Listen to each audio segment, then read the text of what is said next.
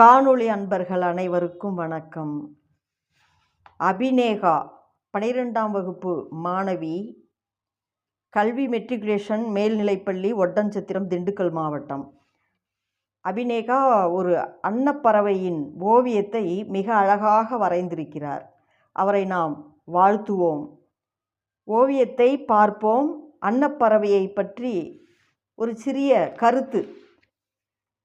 அன்னப்பறவை அதன் தோற்றம் மற்றும் பண்புகளால் சிறப்பு வாய்ந்தது. இவை பெரும்பாலும் அமைதியான நீர்நிலைகளில் வாழ்கின்றன. மேலும் அவற்றின் இறகுகளில் தண்ணீர் ஒட்டாது என்பது குறிப்பிடத்தக்கது. பாலும் நீரும் கலந்திருந்தாலும் பாலை மட்டும் பிரித்தெடுக்கும் திறன் கொண்டவை என்று புராண கதைகள் கூறுகின்றன. அன்னப்பறவையின் வெள்ளை நிற இறகுகள் மற்றும் நீண்ட கழுத்து அவற்றிற்கு ஒரு அழகான தோற்றத்தை அளிக்கின்றன. இவை பொதுவாக குளிரான நாடுகளில் அமைதியான நீர் ஏரிகளில் வாழ்கின்றன. இவை அருகி வரும் அழகிய பறவை இனமாகும். இலங்கை, இந்தியா போன்ற வெப்பவலய நாடுகளில் இவை அருகி இருப்பினும் ஏனைய சில ஐரோப்பிய நாடுகளில் இன்னும் வாழ்கின்றன.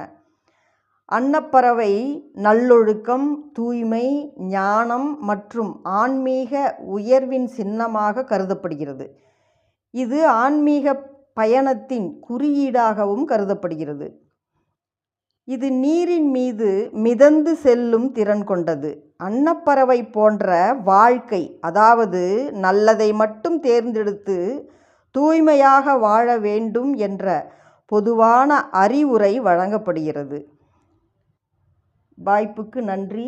மீண்டும் அடுத்த தகவலோடு, வரைபடத்தோடு சந்திக்கலாம்.